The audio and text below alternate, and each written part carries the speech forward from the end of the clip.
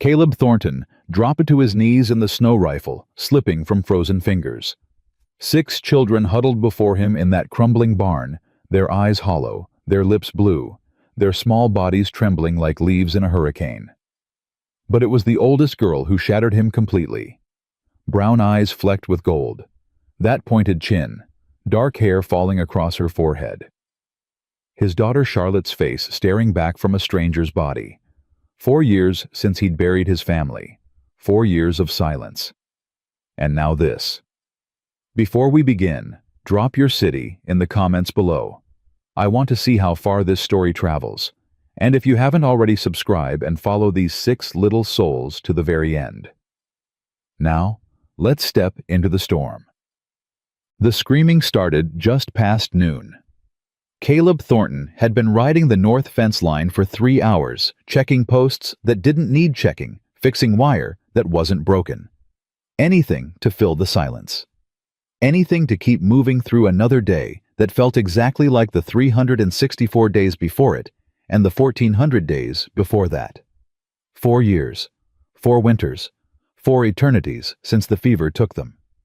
His mare Bess stopped dead, ears pinned back, nostrils flaring. Easy, girl. But she wasn't having it. The old horse stamped and snorted, head swinging toward the eastern ridge where the abandoned garret barn sat rotting on the hillside. Then he heard it again. A child's scream, high and raw and desperate. Caleb's spurs hit Bess's flanks before his mind caught up. They were moving hooves pounding through knee-deep snow, his rifle already in his hand. The wind cut like a blade, carrying that sound, that terrible sound that reached into his chest and grabbed hold of something he'd thought was dead. The garret place came into view. 3 walls standing, one collapsed under the weight of last week's blizzard. No smoke, no horses, no sign of life except another scream. Weaker this time. Caleb threw himself from the saddle, boots hitting frozen ground. He moved fast toward the gap in the wall, rifle raised ready for trouble. What he found stopped him cold. Children. 6 of them.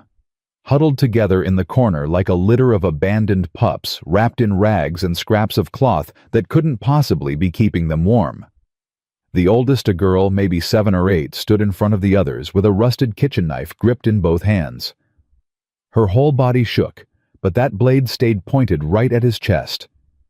"Stay back," her voice cracked. "I'll cut you. I swear I will." Caleb didn't move. Couldn't move, because behind that fierce little warrior, 5 more faces peered out from the shadows. A boy of 9 or so, tall and thin, one arm wrapped protectively around a smaller child. 2 little girls clinging to each other. Another boy, maybe 6, coughing so hard his whole body convulsed. And the smallest, barely more than a toddler, silent and still, with enormous brown eyes. But it was the girl with the knife who held him frozen. That face, those eyes, brown with flecks of gold, the pointed chin, the way her dark hair fell across her forehead despite the matted dirt and dried tears. Charlotte. His Charlotte. No, that was impossible. Charlotte was in the ground beside her mother, beside her brother. 3 crosses on the hill behind the house. 3 stones Caleb had carved himself because he couldn't afford proper markers and couldn't stand the thought of unmarked graves. The girl thrust the knife forward. "I said stay back, mister." The movement broke the spell. Caleb lowered his rifle, slowly held up one hand. "Easy now. I ain't here to hurt nobody." "That's what the last man said." Her voice was ice. "Right before he killed my mama." Caleb's jaw tightened. "I ain't that man." "Prove it." "How did you prove something like that? How did you show a child who'd seen too much that the world still had decent people in it?" Caleb did the only thing he could think of. He set his rifle on the ground, knelt down in the snow, and started unbuttoning his coat. "What are you doing?" The girl's eyes widened. "You're freezing, all of you." He shrugged off the sheepskin coat, held it out toward her. "Take it." She didn't move. "Your lips are blue, girl. Take the coat." "Rosie." The tall boy spoke up from behind her. "Maybe we should—" "Shut up, Sam." She didn't look away from Caleb. How do we know this ain't a trick? You don't. Caleb kept his voice level. But your choice right now is trust me or freeze to death. Ain't nobody else coming up this mountain. Storm's getting worse. Another hour, 2 at most, and you won't be able to feel your hands and feet. Hour after that, you won't feel nothing at all. The little one in the back, the toddler, started to cry. Not loud, not the healthy wail of a normal child. A thin, reedy sound, like a wounded animal. Something in the girl's face cracked. Jessie, hush now.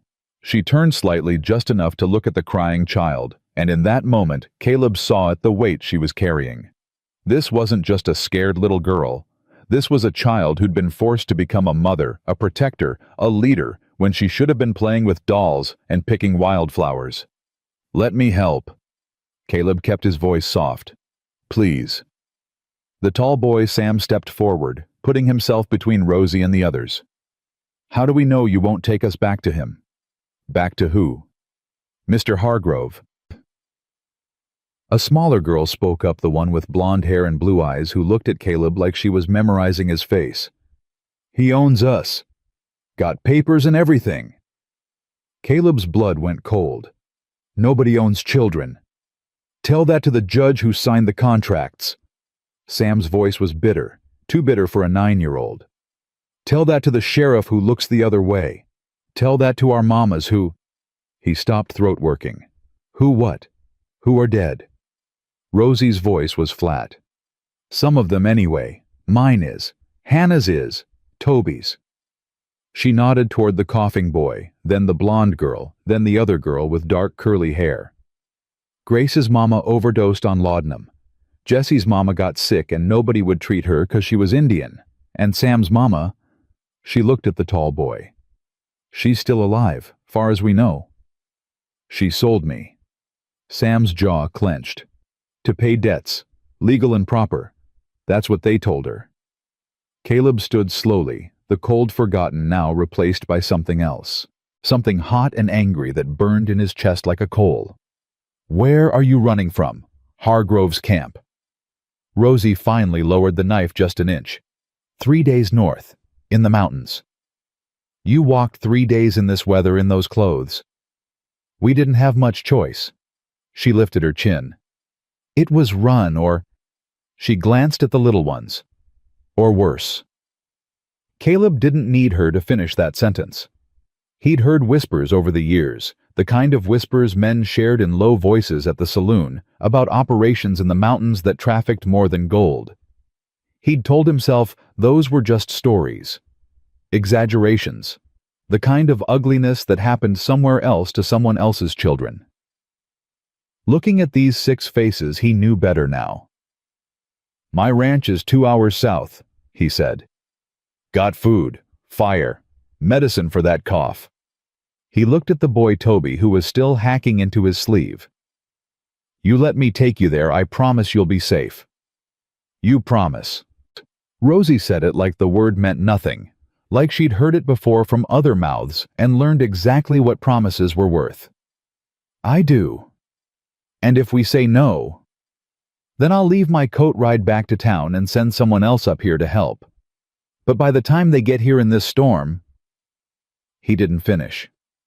Didn't need to. The children looked at each other. Something passed between them, a silent conversation born of shared trauma and desperate necessity. Then Sam stepped forward.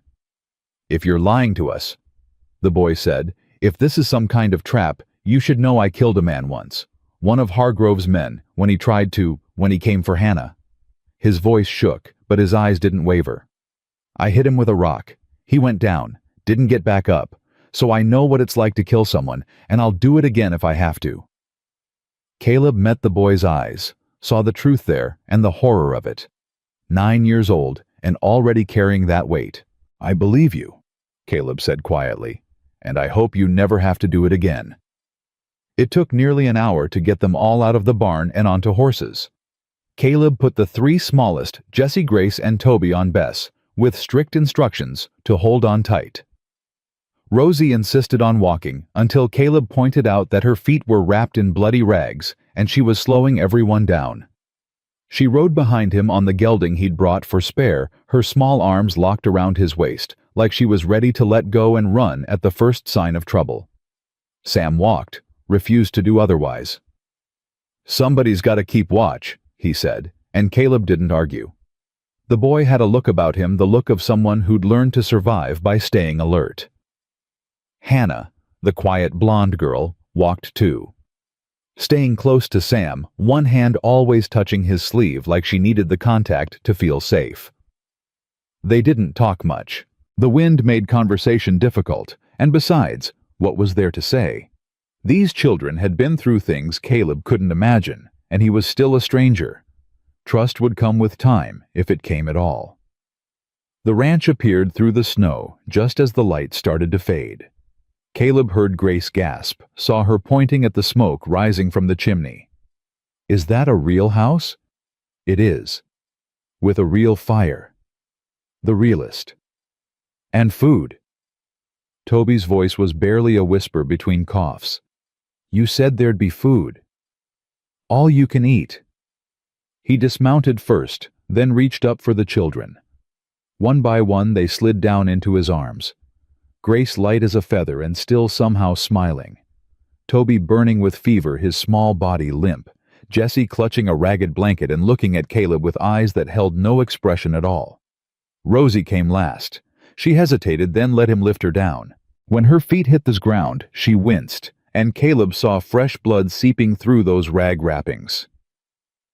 "Inside," he said. "Now." The house hit them like a wave. Warm air, the smell of wood smoke, the simple presence of walls and a roof and safety. Grace started crying immediately, great gulping sobs of relief. Toby collapsed onto the nearest chair, still coughing. Hannah stood frozen in the doorway, tears streaming down her face, though she made no sound. Sam kept himself together by sheer force of will. Caleb could see it in the rigid set of his shoulders, the way his jaw was clenched so tight it had to hurt. And Rosie. Rosie walked through the room, slowly touching things. The table, the stove, the curtains at the window, like she was making sure they were real. "Whose house is this?" she asked. "Mine." "You live here alone." "I do now." She looked at the second door, the one that led to the back rooms. "What's in there?" Caleb hesitated. He hadn't opened those doors in 3 years, hadn't been able to face what was behind them. "Bedrooms," he said finally. 3 of them. They'll need airing out, but they're dry. Got blankets, got beds. We can stay here, really." He looked at her, this fierce little girl with his daughter's face and a survivor's eyes, and something shifted in his chest. Something that had been locked up for 4 years started to come loose. "Long as you need." The night was chaos in the best possible way. Caleb built up the fire until it roared. He heated water for washing, found blankets that still smelled faintly of lavender, from when Ellie used to store them with dried flowers. He dug through the cellar for every scrap of food he had dried: beef potatoes, bread he'd baked 2 days ago, preserved apples from last fall's harvest. The children ate like they'd forgotten how. Grace put away more food than seemed possible for someone her size. Sam tried to pace himself, but kept reaching for more bread. Hannah ate silently, methodically, like she was storing fuel for a journey. And Toby picked at his plate between coughs, his fever-bright eyes fixed on the fire. Only Rosie held back. "Ain't you hungry?" Caleb asked. She shrugged. "Making sure there's enough for the little ones first." His heart clenched. 7 years old, and already she'd learned to put herself last. "There's plenty. Eat." After dinner, he tended to their feet. One by one, he unwrapped the bloody rags, cleaned the wounds, picked out stones and ice crystals, and bandaged them properly. Rosie watched every move he made, cataloging it, learning like she expected to have to do this herself someday. Toby was the worst. The boy's cough had a rattle to it that Caleb didn't like, and his forehead was hot enough to fry an egg. He needed a doctor, real medicine, things Caleb didn't have. "How long has he been sick?" Caleb asked Sam, who seemed to know the most about each child's history. "Started in the mines. Dust got in his lungs, they said. Been coughing ever since. The mines? Hargrove runs a gold operation. Kids work better in the small tunnels, he says. Less pay, less food, less trouble. Sam's voice was flat. Toby was underground 12 hours a day before we ran. Caleb closed his eyes. When he opened them, Sam was watching him with a strange expression. You're angry, the boy said. Damn right I'm angry. At us. At the men who did this to you. At a world that lets it happen. Caleb shook his head. Not at you. Never at you. Something in Sam's rigid posture softened just a fraction. Most folks don't care what happens to kids like us. We're just... He searched for the word. Property. That's what Hargrove calls us. You ain't property. Law says different. Then the law is wrong. It was a simple statement, but the way the children's heads all turned toward him, the way hope flickered briefly in their eyes before they shut it down, that told Caleb everything he needed to know about what they'd been through. He put them to bed in shifts, 2 to a room, with instructions to keep the doors open so the heat could flow through. Grace and Hannah took the room that had been Charlotte's, curling up together on the small bed like puppies in a pile. Toby and Jessie got Benjamin's old room. Toby propped up on pillows to help him breathe, Jessie clutching his ragged blanket and staring at the ceiling. Sam insisted on sleeping in the main room near the door. In case anyone comes, he said. Nobody's coming. You don't know that. Caleb didn't argue. The boy needed to feel useful, needed to believe he was protecting the others. That was his way of coping, same as Rosie's fierce independence was hers. Which left Rosie herself. She stood in the doorway of the master bedroom, the room Caleb hadn't entered since Ellie died, and stared at the dusty quilt, the empty fireplace, the photograph on the bedside table. Is that her? She asked. Your wife.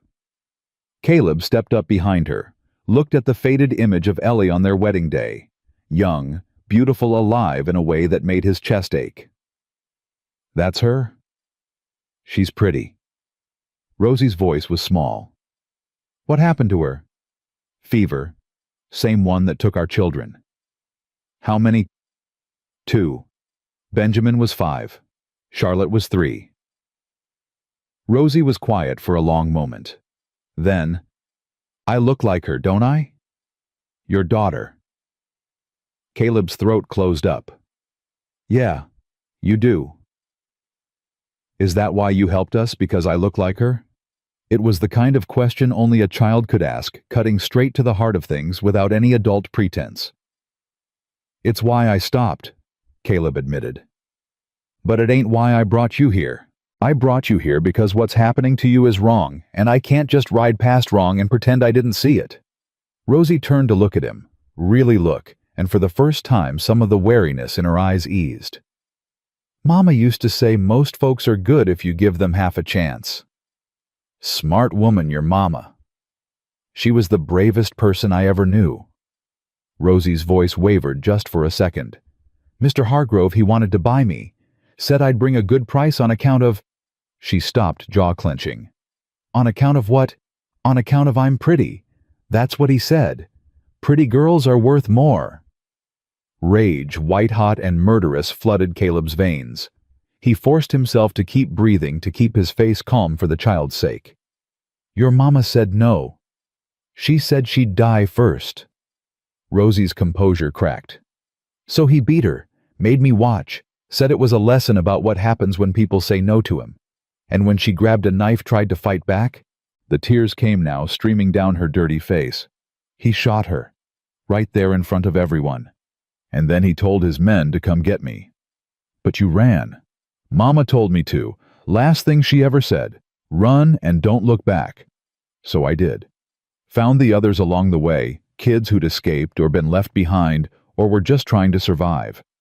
We stuck together. Watched out for each other. She wiped her face with the back of her hand. That's the only way any of us made it this far. Caleb knelt down, bringing himself to her eye level. Rosie, listen to me. What happened to your mama wasn't your fault. And what that man did, what he was going to do, none of that was your fault either. You understand." She shook her head. "If I wasn't pretty, if I was ugly or plain, Mama might still be alive." "No." His voice was firm. "Your mama died because a bad man made a bad choice. That's on him. Not on you. Not ever on you." For a long moment she just looked at him.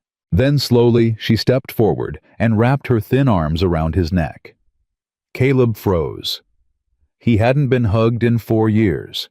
Hadn't held a child since Charlotte hadn't felt that particular weight of small arms trusting him to keep them safe. Then he hugged her back gently, carefully, like she might break. "You're safe now," he said into her hair. "I promise. Don't make promises you can't keep. This one I can." She pulled back, looked at him with those 2 old eyes. "He'll come for us, you know, Mr. Hargrove. He doesn't let anyone go. Let him come. You don't understand. He has men, lots of them, guns, money, the law on his side." "I survived a war," Caleb said quietly. "Buried my whole family. Spent 4 years wanting to die and not having the courage to do it." He touched her cheek, brushed away a tear. "I ain't afraid of some mine owner with delusions of godhood. And I sure as hell ain't letting him take you or any of those other children. That's a promise too." Rosie stared at him for a long moment. Then she nodded once like she was accepting a contract. "Okay. Okay. Okay. I'll trust you. For now." She turned toward the bed, then looked back. "But I'm sleeping with the knife." Despite everything, Caleb felt the corner of his mouth twitch. Fair enough. He gave her the master bedroom, found extra blankets, lit a small fire in the hearth. Then he went back to the main room where Sam was sitting with his back to the wall, eyes fixed on the door. "You should sleep," Caleb said. "Can't." "Why not?" "Every time I close my eyes, I see it." Sam's voice was barely a whisper. "The man I killed. His face when he went down. The sound his head made when it hit the rock." Caleb sat down beside him, keeping a respectful distance. "How old are you, son?" 9. "That's too young to be carrying what you're carrying." Sam's laugh was bitter. "Didn't have much choice." "What happened?" The boy was quiet for a long time. Then, "His name was Burke, one of Hargrove's men. He used to watch Hannah the way a wolf watches a lamb, made comments, touched her hair when he walked by. She was scared all the time, jumping at shadows, barely eating." Sam's hands clenched into fists. "One night I heard her scream, ran to find him dragging her toward the back buildings where they keep the—" "I understand." "I grabbed the first thing I could find, a rock big as my fist. Hit him once, twice, kept hitting him until he stopped moving." Sam's voice went flat, empty. "Then I grabbed Hannah and we ran, found Rosie and the others, and we just kept running." Caleb was quiet for a moment, processing. Then he said, "You saved her life." "I took a life." "Sometimes that's the same thing." Sam looked at him, really looked, and Caleb saw the boy underneath the survivor, scared, broken, desperate for someone to tell him he wasn't a monster. "What you did wasn't murder," Caleb said firmly. "What you did was protection. There's a difference. A man comes for a child with evil intent and you stop him. That's not a sin. That's justice." "Doesn't feel like justice?" "No, it never does." Caleb leaned back against the wall. "I killed men in the war. Lots of them. Some were shooting at me, some were just in the way. And every one of them had a mother, a father, maybe a wife, maybe children. Every one of them was someone's son. How do you live with it?" "Some days I don't." He looked at the fire, at the shadows dancing on the walls. "Some days, the weight of it feels like it's going to crush me. But then I remember why I did it, to protect the men beside me, to end a war that was tearing the country apart, to come home to my family." His voice caught. "And even though my family's gone now, the reasons were still good. The cause was still just. Same as yours. Sam was quiet for a long time. Then, I've never told anyone the whole story before. What Burke was going to do to Hannah. What I did to stop him. You told me. Yeah. Sam looked at him, something shifting in his eyes. I guess I did. Get some sleep, son. I'll keep watch. But I said I'll keep watch. You've been protecting these kids for how long? 3 days a week. 2 weeks, since we left the camp. 2 weeks. You're 9 years old, and you've been the man of this group for 2 weeks. That's enough. Tonight you're just a boy. You're safe, and you can rest. The tears came then, silent and sudden. Sam wiped them away, fast ashamed, but Caleb pretended not to notice. Okay, Sam whispered. Okay. He lay down where he was on the floor near the door and was asleep within minutes. The kind of exhausted, dreamless sleep that comes from finally feeling safe enough to let go. Caleb sat in the dark, rifle across his knees, watching the fire burn down to embers. 6 children. 6 stories of horror and survival. 6 lives that had somehow found their way to his door. He thought about Ellie, about what she would say if she could see him now. She'd always wanted more children, had talked about filling the house with little ones, giving Benjamin and Charlotte a whole pack of siblings to run wild with. Life had had other plans. Or maybe this was the plan all along. Maybe everything, the war, the ranch, the fever, the 4 years of grief, had been leading him to this exact moment. This abandoned barn. These 6 faces looking up at him from the shadows. Maybe he'd been broken so that he could understand what broken looked like in others.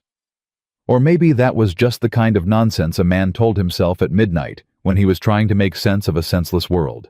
Either way, it didn't matter. What mattered was that these children were here now in his house under his protection. And come hell or high water, he was going to keep them safe. He didn't know yet that Silas Hargrove was already on their trail. Didn't know that the man had sent riders out the same day. The children escaped, tracking them through the snow with dogs and guns, and the kind of cold determination that made ordinary evil look tame. Didn't know that in 3 days' time those riders would reach his gate. But he knew one thing with absolute certainty, a truth that burned in his chest like an ember that refused to die. He'd kill every last one of them before he let them take these children. Every last one. The fire popped, sending up a shower of sparks. Outside, the wind howled against the windows like something trying to get in. And Caleb Thornton, who'd spent 4 years wishing he was dead, finally remembered what it felt like to have something worth living for. The first light of dawn came gray and cold through the frost-covered windows. Caleb hadn't slept, hadn't even tried. He'd spent the night watching, listening, waiting for trouble that hadn't come yet but surely would. Sam was still asleep on the floor, curled up like a dog guarding the door. The boy's face looked younger in sleep, softer, more like the child he should have been, instead of the soldier he'd been forced to become. Caleb rose quietly, added wood to the fire, and started making breakfast. Eggs from the chickens he'd almost sold last month. Bacon from the pig he'd slaughtered in the fall. Biscuits from flour he'd bought in town 3 weeks ago, when going to town still felt like a chore instead of a lifeline. The smell of food brought them out one by one. Grace first, padding on bandaged feet, her dark curls wild from sleep. She stopped in the doorway, eyes huge. "It wasn't a dream," she whispered. "No, sweetheart, it wasn't. We're really here, in a real house with real food. Real as it gets." She burst into tears. Not sad tears, Caleb realized, but the overwhelming kind that came when something too good to believe turned out to be true. He knelt down and she ran into his arms, sobbing against his shoulder. "It's okay," he said, patting her back awkwardly. "You're safe now. Mama said I'd find somewhere safe. Before she went to sleep and didn't wake up. She said I'd find someone good." Caleb's throat closed up. "Your mama was right." Hannah appeared next, silent as always, watching from the shadows, until Grace pulled away and reached for her. The two girls held hands, and Hannah's eyes met Caleb's for just a moment. She didn't speak, but something in her expression shifted. Acknowledgement, maybe. The beginning of trust. Then Toby, still coughing, still burning with fever, but walking on his own 2 feet. The boy looked at the food on the stove, and his eyes filled with wonder. "Is that bacon?" "It is." "I ain't had bacon since—" He trailed off, trying to remember. "I don't know since when." "Then you're overdue. Sit down."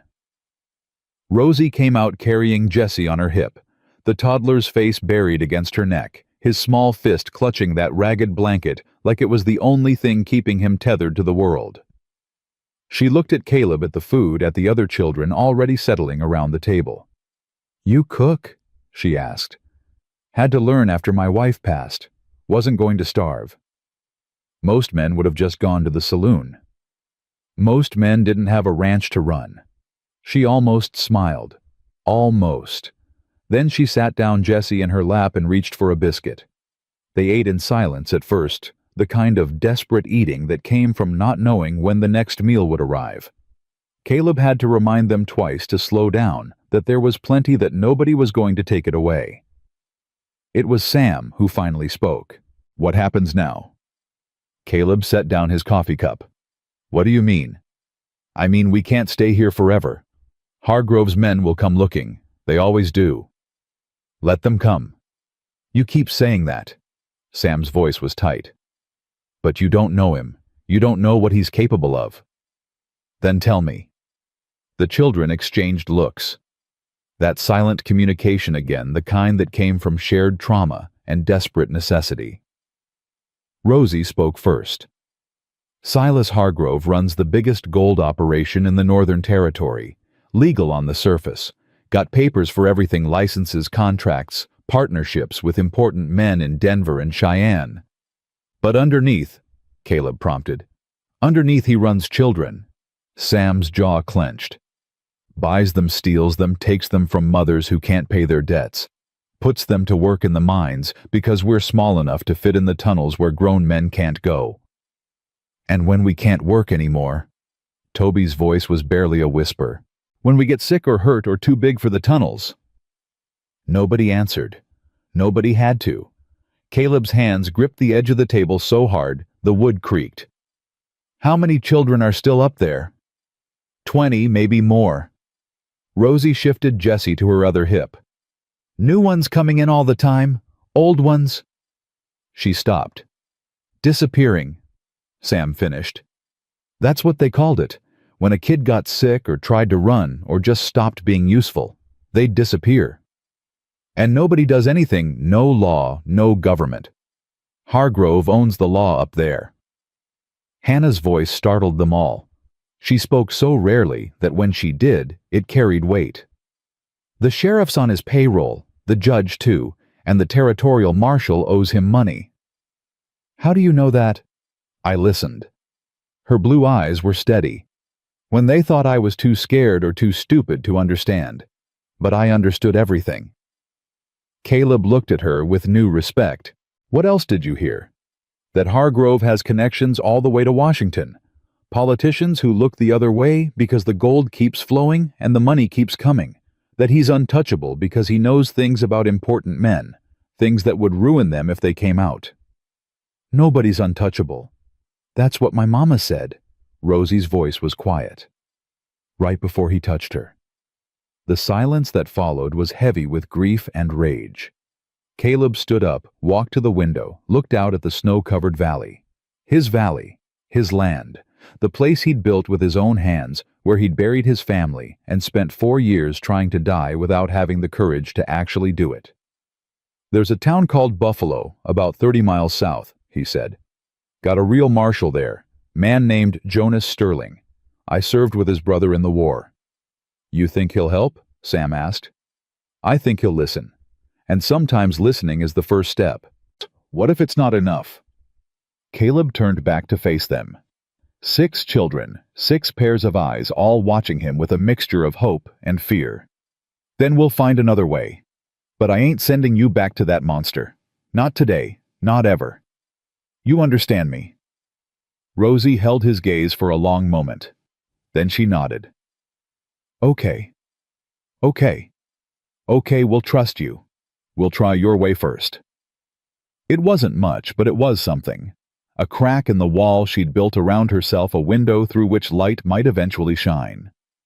The morning passed in a blur of activity. Caleb checked their wounds, changed bandages, forced Toby to drink honey water for his cough. The boy's fever worried him more with each passing hour. He needed real medicine, a real doctor, things that were 30 miles away in Buffalo. But leaving meant exposing them. The road was dangerous in winter, especially with 6 children in tow. And if Hargrove's men were already tracking them, someone's coming. Sam's voice cut through Caleb's thoughts. The boy was at the window face, pale hands clenched into fists. Caleb crossed to him in 3 strides, looked out at the valley below. Riders. 4 of them maybe half a mile out, moving fast, despite the deep snow. "Is it them?" Grace's voice trembled. "I don't know yet." Caleb grabbed his rifle. "Everyone back room. Now." "But," Rosie started. "Now. And stay quiet no matter what you hear." They moved.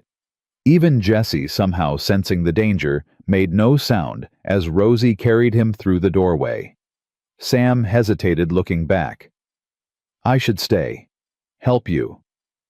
You should protect the others. That's your job right now." "But, Sam." Caleb's voice was firm but gentle. "You've done enough fighting for 10 lifetimes. Let me handle this one." Something flickered in the boy's eyes. Relief, maybe. Or gratitude. He nodded once, then disappeared into the back room. Caleb checked his rifle, made sure it was loaded, then stepped out onto the porch. The riders came up the trail in single file, steam rising from their horses' flanks. Not Hargrove's men, Caleb realized with relief. The lead rider wore a deputy's star, and behind him came 3 men in ordinary clothes with the look of townspeople pressed into service. The deputy pulled up short when he saw Caleb, took in the rifle, the hard expression the way he stood blocking the door. "Caleb Thornton." "That's right." "Deputy Webb from Buffalo." The man dismounted slowly, keeping his hands visible. "Marshal Sterling sent us. Said you might have trouble coming your way." "How'd he know?" "Riders came through town yesterday asking questions. Mean-looking bunch, well armed. Said they were looking for runaway laborers from a mining operation up north." Webb's eyes narrowed. "Said these laborers were children." "And what did the marshal say to that?" "Said there's no such thing as a runaway child. Just children running from something bad." Webb stepped forward. "He sent us to see if you needed help." Caleb studied the man. Young, maybe mid-20s, with honest eyes and a jaw that looked like it knew how to take a punch. The kind of face you wanted to trust. "How many children?" Webb asked. 6. Something shifted in the deputy's expression, anger carefully controlled. "Hargrove's operation?" "That's what they tell me." "Son of a bitch." Webb turned, spat in the snow. "We've heard rumors about that camp for years. Never could prove anything. Never could get close enough. They say he's got the law in his pocket up there." "Maybe up there, not in Buffalo, not with Marshal Sterling." Webb met Caleb's eyes. "Sir, if you've got 6 children who can testify about what's happening in those mines, that's evidence. Real evidence. The kind that can bring a man down no matter how many politicians he owns. These children have been through hell. I ain't putting them through more trauma just to satisfy the law." "I understand that, but if Hargrove gets them back—" Webb didn't finish. Didn't need to. Caleb was quiet for a moment, weighing options. Then he said, "You'd better come inside."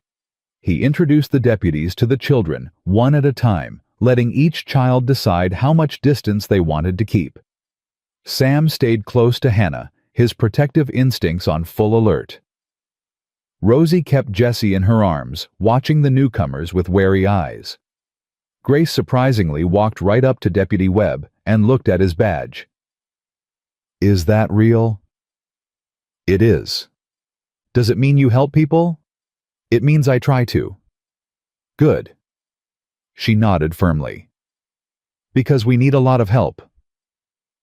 Webb crouched down to her level. "What's your name?" "Grace. Grace Holloway. My mama's in heaven now, but before she went, she said angels would look out for me." She studied his face. "Are you an angel?" Something softened in the deputy's expression. "No, sweetheart. Just a man trying to do what's right." "That's what Mr. Caleb said, too." Grace turned to look at Caleb, and she smiled. Really smiled, the first genuine smile he'd seen from any of them. Maybe that's what angels look like when they're pretending to be people. The next few hours were spent planning. Deputy Webb explained that Marshal Sterling had already sent word to the territorial governor alerting him to the situation. If Hargrove tried to claim legal ownership of the children, he'd have to do it through proper channels, which meant time, which meant opportunity. "But that only works if we can keep the children safe until the legal process plays out," Webb said. "Hargrove won't wait for courts. He'll come himself or send enough men to take what he wants." "How many men does he have?" "Last count maybe 20 regular employees, plus however many guns he can hire when he needs them." Caleb did the math in his head. 4 deputies himself against 20 or more armed men. Not good odds. "We need more people," he said. "Working on it." Webb rubbed his jaw. "Marshall's putting together a posse, but it takes time. Folks are scared of Hargrove. His reach is long, and his memory's longer." "What about the army?" "There's a fort 2 days east." "Already sent a rider. But the army moves slow, and they don't like getting involved in civilian matters unless there's proof of serious crimes. Children being enslaved isn't serious enough. It is to us. It is to any decent person. But to some colonel sitting behind a desk, it's a local matter until someone proves otherwise." Caleb wanted to hit something, wanted to ride up to that camp himself and burn it to the ground. But that wouldn't help the 6 children depending on him. That would just get him killed and leave them alone again. "So we wait," he said. "We wait, we prepare, and we pray Hargrove gives us enough time." He didn't. They came at dusk on the 3rd day. Caleb was in the barn checking on the horses when Sam came running through the snow. "Riders," the boy gasped. "Coming up the valley, lots of them." Caleb didn't ask questions, just grabbed his rifle and ran. From the porch he counted them. 8, no 10 riders spreading out across the valley floor, like a net closing around prey. At their head, a man in a black coat on a black horse, sitting ramrod straight like a general surveying a battlefield. Silas Hargrove. Deputy Webb was already there, his men taking positions behind the water trough, the woodpile, the corner of the barn.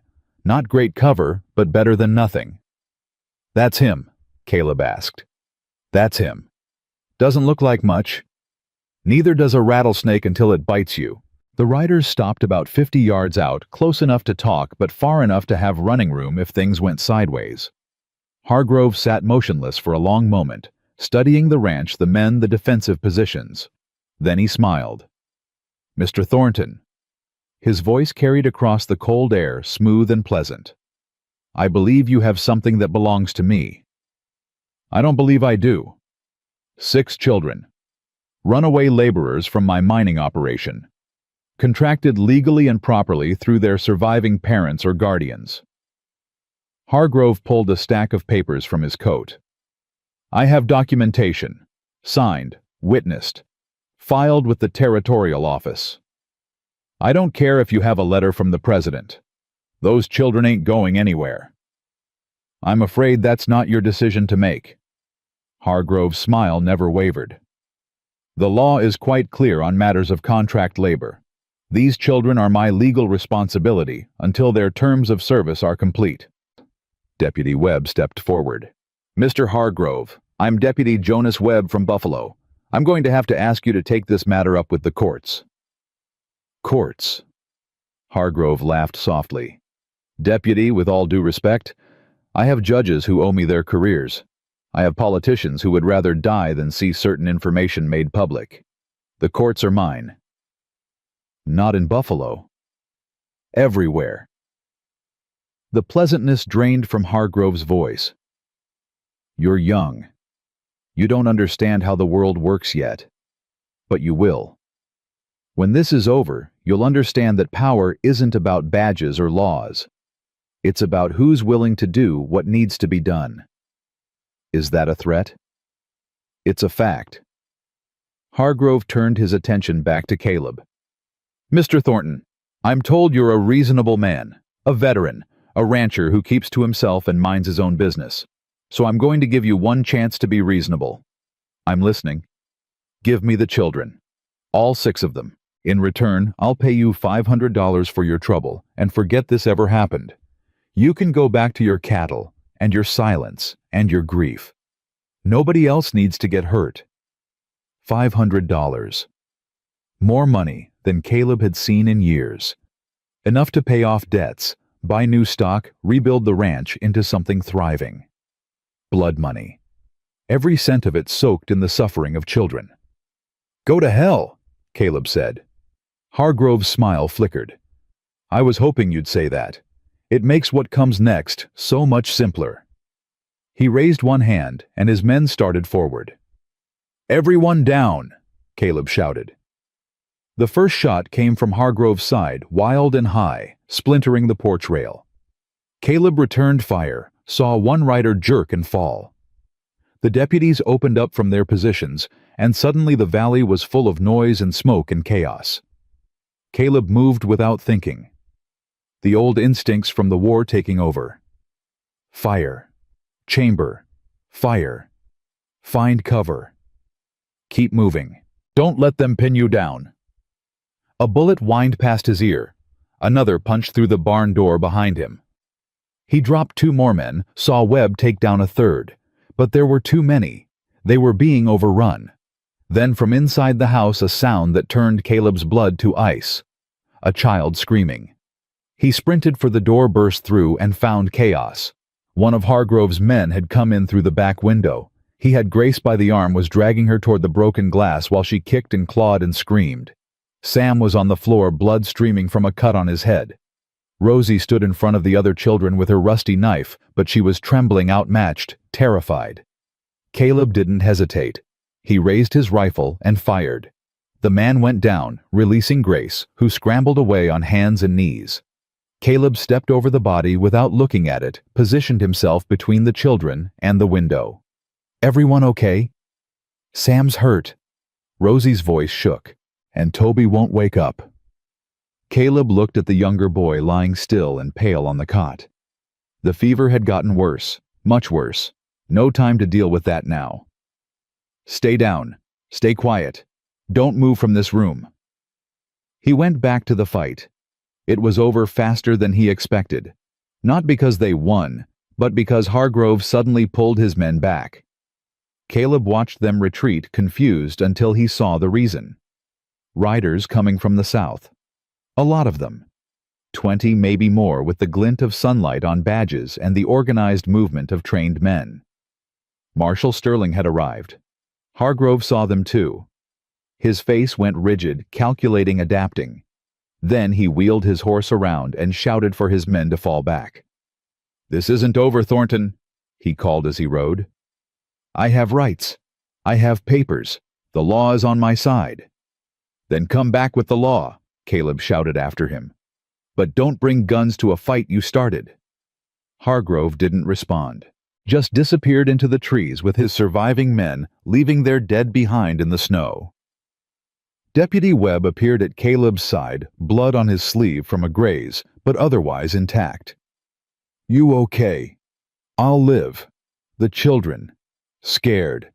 One of the boys is hurt, the one with the fever. Need to get him to a doctor." Marshal Sterling brought one. Figured we'd need medical attention one way or another. The next hour was a blur of activity. The doctor, a gray-haired man with kind eyes and steady hands, examined each of the children, while Marshal Sterling took stock of the situation. 4 of Hargrove's men dead, 2 more wounded and captured. No casualties on their side, though Deputy Webb would carry a scar on his arm for the rest of his life. But it was Toby who worried everyone most. Pneumonia, the doctor said quietly, stepping away from the cot where the boy lay struggling for breath. Probably been building for weeks. The exposure and stress made it worse. Can you help him? I can try, but he needs to be in town in a proper bed with proper medicine. And even then, the doctor shook his head. He's very weak. It could go either way. Caleb looked at Toby's small face, pale as the snow outside, and felt something crack inside him. This boy had survived the mines, survived the escape, survived 3 days in the wilderness. He couldn't die now. Not when they were finally safe. Do whatever you have to do, Caleb said. Whatever it costs. Just save him. Marshal Sterling was a tall man with gray at his temples and the kind of presence that made people stand straighter when he walked into a room. He listened to the whole story from the children's escape to Hargrove's attack without interrupting. When Caleb finished, Sterling was quiet for a long moment. My brother spoke highly of you, he finally said. Said you were the bravest man in the regiment. Said you saved his life at Antietam. He saved mine first. That's what he said you'd say. Sterling almost smiled. Mr. Thornton, what you've done here taking in these children standing up to a man like Hargrove, that takes a different kind of courage than warfare. The kind that doesn't get medals. Don't want medals. Just want those children safe. They will be. I'm taking personal responsibility for this case. Hargrove's papers might hold up in some corrupt mountain court, but they won't hold up in mine. He'll fight it? Let him. I've been waiting years for an excuse to go after that operation. Now I've got 6 witnesses, 4 dead bodies, and a pattern of behavior that no judge can ignore. Sterling's expression hardened. His empire's going to fall, Mr. Thornton. It might take time, but it's going to fall. That night, with guards posted and the children finally asleep, Caleb sat on the porch and watched the stars. Rosie found him there, wrapped in one of Ellie's old quilts, her feet still bandaged, but healing. You should be in bed, he said. Couldn't sleep. She sat down beside him, pulling the quilt tighter. I keep thinking about what happens next. What do you mean? When this is over? When Hargrove's gone? What happens to us? Caleb was quiet for a moment. It was a question he'd been avoiding not because he didn't know the answer, but because he was afraid of it. What do you want to happen? Rosie was silent for a long time. When she spoke, her voice was small, uncertain, completely unlike the fierce warrior who'd held a knife on him 3 days ago. I want to stay here. With you. She looked up at him, and in the starlight, she looked even more like Charlotte. I know that's probably stupid. You didn't ask for 6 kids to show up on your doorstep. You've got your own life, your own grief, but this is the first place I've felt safe since Mama died. The first place that felt like it could be home. Caleb's throat tightened. Rosie, you don't have to say yes. I know we're a lot. I know Toby's sick and Sam has nightmares and Jesse won't talk and Hannah barely eats. I know we're broken in ways that might never heal. But, Rosie. She stopped, looked at him with those 2 old eyes. I buried my family 4 years ago, Caleb said slowly. My wife, my son, my daughter. And I spent every day since then, wishing I could join them. Not having the courage to do it, but not having any reason to live either. Just existing, taking up space, waiting for it to be over. Rosie's expression shifted. Fear.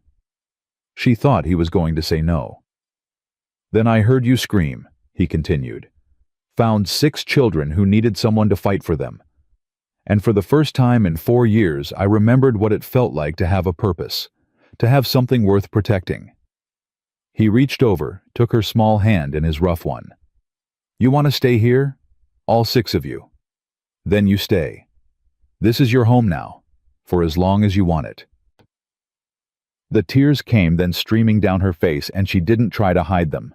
You mean it? I mean it. She threw herself into his arms, sobbing against his chest, and Caleb held her while the stars wheeled overhead, and the world for just a moment felt like it might actually be okay. "Thank you," she whispered. "Thank you, thank you, thank you." "No." He pressed a kiss to the top of her head. "Thank you for reminding me what it means to be alive." They sat there for a long time, watching the night, listening to the silence.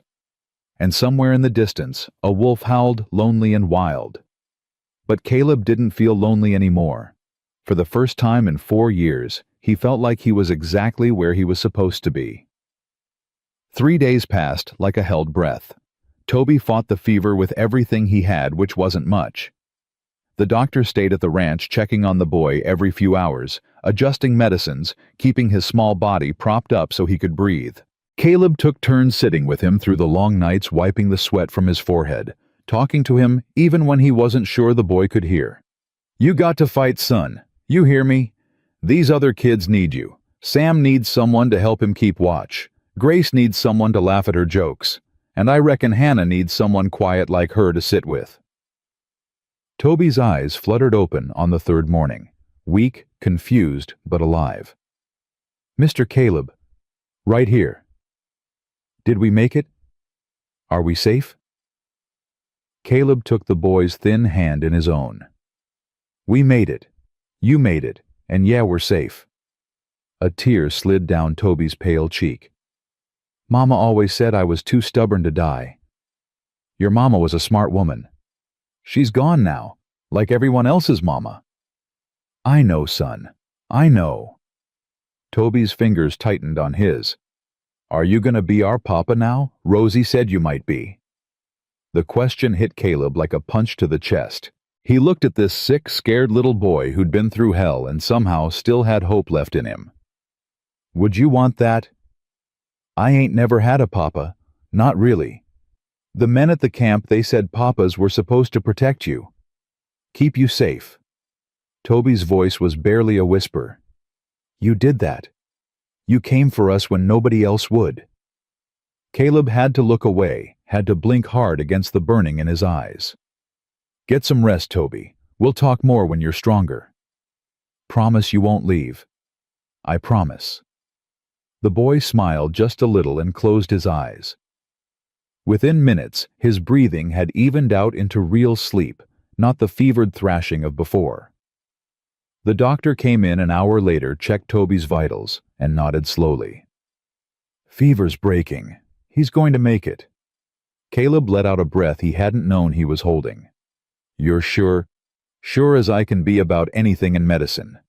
He'll need weeks of rest, good food, plenty of fluids. But the worst is past." The doctor studied Caleb's face. "You care about these children. They needed someone to care. That's not an answer." "It's the only one I got." The doctor smiled. "Fair enough. I'll be back in a few days to check on him.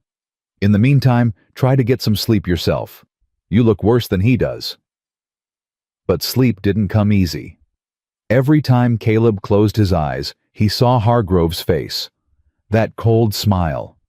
That absolute certainty that he would win because he'd always won before. Marshal Sterling had left 2 deputies at the ranch and taken the rest of his men back to Buffalo to prepare for the legal battle ahead.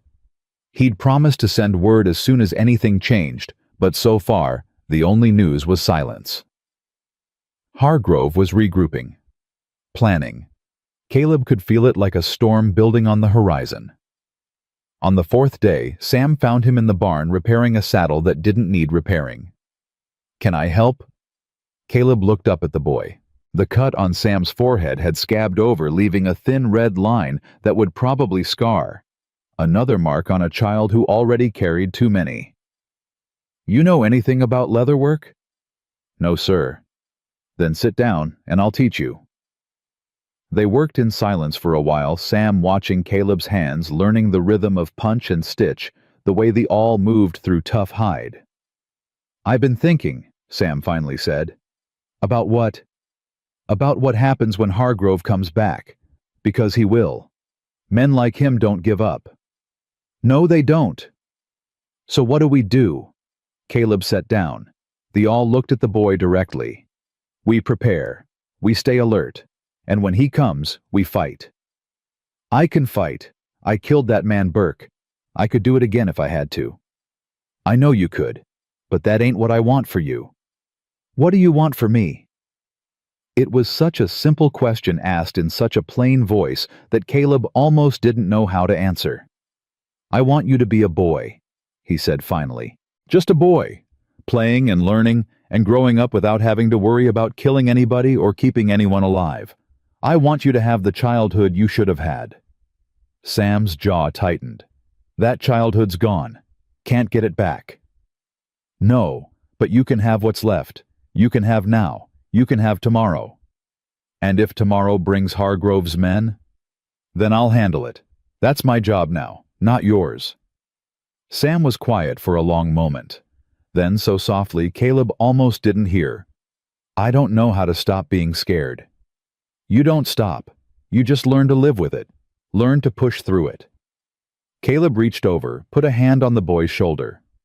Being brave ain't about not being scared. It's about being scared and doing what's right anyway. You've been doing that your whole life, Sam. You just didn't know what to call it. Sam's eyes got wet, but he didn't cry. Caleb suspected he'd forgotten how. My mama sold me, the boy whispered. To pay debts. Said she had no choice. I'm sorry. I keep thinking maybe if I'd been better, maybe if I'd worked harder or caused less trouble or... Sam, look at me. Caleb waited until the boy's eyes met his.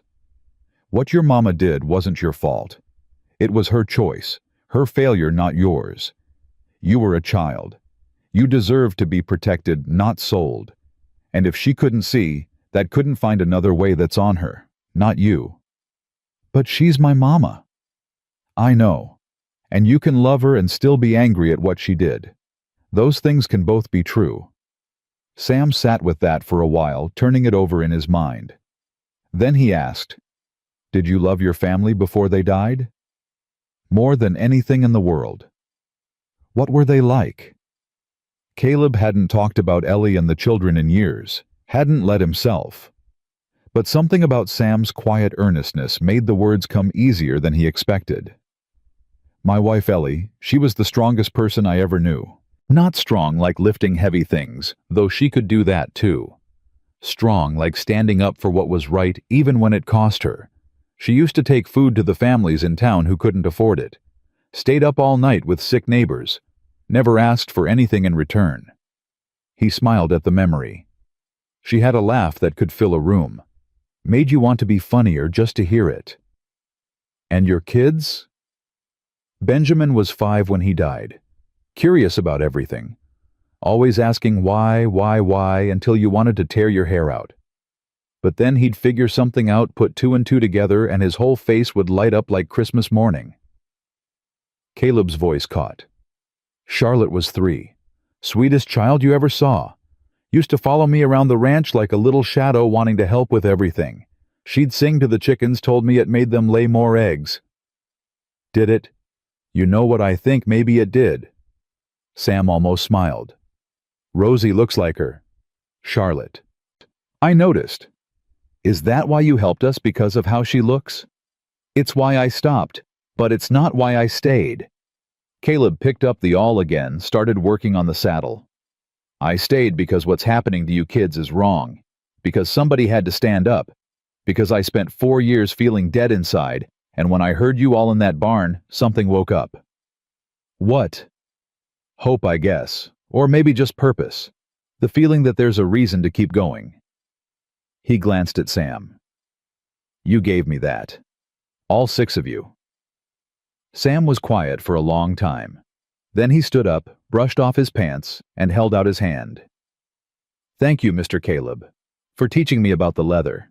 And for the other stuff, too. Caleb shook his hand man to man. You're welcome, son. Sam started toward the barn door, then stopped. I want to stay here, if that's okay. When this is all over, I mean. I want this to be home. It already is. The boy nodded once, quick and sharp, then walked out into the cold. The days began to take on a rhythm. Mornings, Caleb would make breakfast for everyone. The kitchen crowded and chaotic, with 6 children and 2 deputies all trying to eat at once.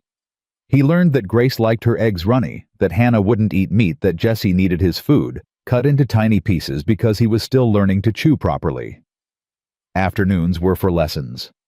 Rosie had discovered Ellie's old books and was determined to teach the younger children to read. She'd set them up in the main room, all of them cross-legged on the floor, and drill them on letters and sounds with the intensity of a schoolmarm twice her age. A is for apple, Grace would recite dutifully. B is for bear, Hannah would whisper. C is for cowboy. Toby would shout from his bed, still weak, but getting stronger every day. Jesse just watched, silent as always, but his eyes were bright, taking everything in. Evenings were the hardest. That's when the memories came for all of them. Caleb would sit by the fire, and one by one, the children would drift over. Not to talk necessarily, just to be near him, to feel safe. Grace was the most vocal.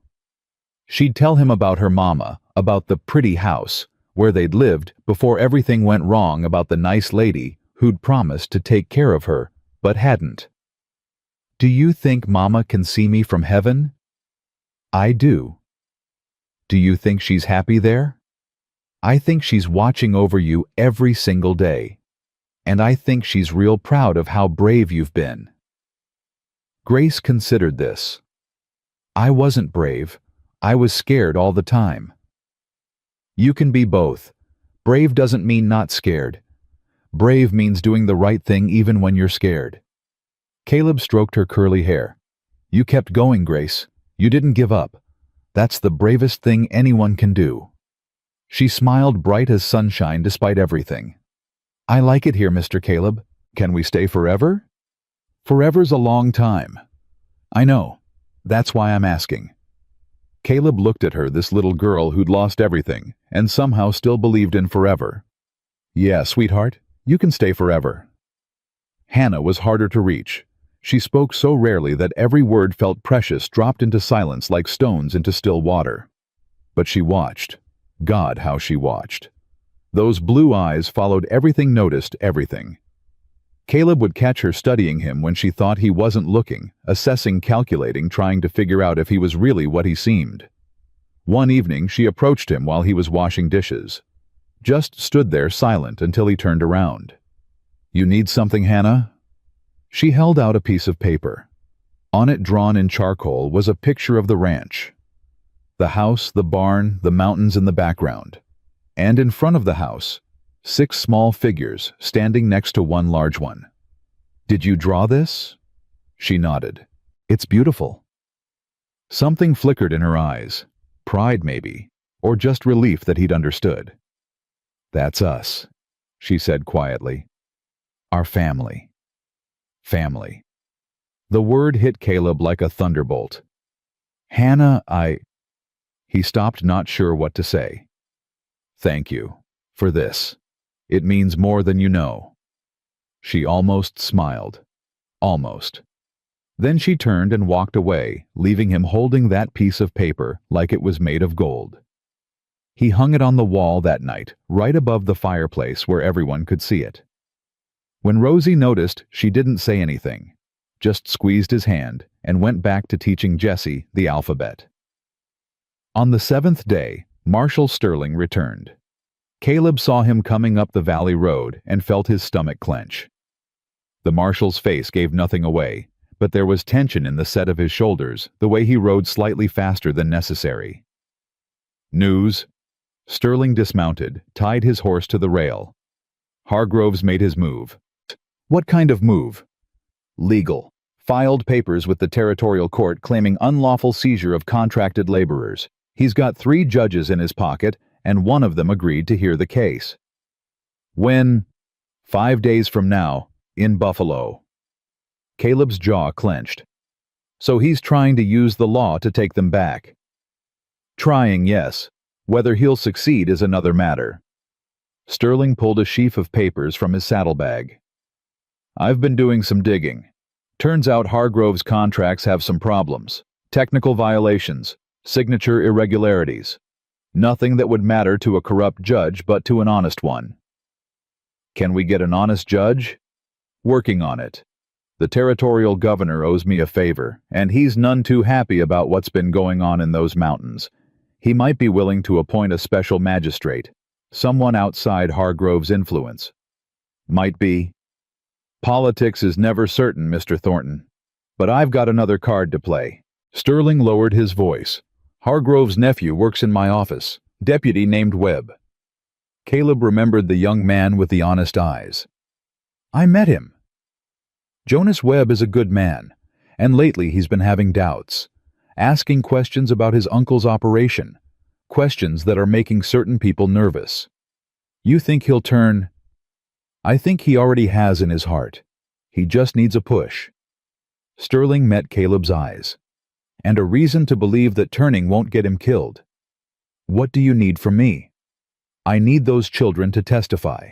All of them who can. I need them to stand up in front of a judge and tell the truth about what happened in those mines. Caleb thought about Rosie, about Sam, about little Grace, who still believed in angels. The idea of putting them through that, making them relive their trauma in a courtroom full of strangers. They've been through enough. I know. But their testimony might be the only thing that saves them. That saves other children like them. Sterling's voice was gentle but firm. Hargrove's been operating for years because nobody's been willing to speak against him. These kids are the first. If they stay silent, he wins, and more children suffer. It was an impossible choice. Protect the 6 in front of him or fight for all the others still trapped in those mountains. I'll ask them, Caleb finally said. But it's their decision. I won't force them. Fair enough. That night, Caleb gathered them all in the main room. The fire crackled and popped, casting warm shadows on the walls. Outside the wind howled, but inside it was safe. Warm. Almost peaceful. I need to talk to you about something important, he began. 6 pairs of eyes fixed on him, waiting. There's going to be a trial, in town. The marshal wants to stop Mr. Hargrove for good. But to do that, he needs people to tell the truth about what happened in those mines. People who were there. You mean us, Rosie said flatly. I mean whoever's willing. Nobody's going to force you. If you don't want to talk about it, you don't have to. Silence stretched out. Then Sam spoke. What happens if we don't testify? Then Hargrove might win his case, get the children back, or at least enough legal cover to keep operating. Other kids will end up in those mines. Other mamas will... He stopped, not wanting to finish that sentence in front of Grace and Jessie. And if we do testify, Rosie asked, what then? Then we've got a chance. A real chance to shut him down for good. The children looked at each other. That silent communication, again the language of shared suffering. Sam spoke first. I'll do it. Sam, you don't have to. I know. I want to. His voice was steady. What they did to Hannah, what they tried to do. Somebody needs to say it out loud. Somebody needs to make them answer for it. Hannah reached over and took his hand. Didn't speak. Just held on.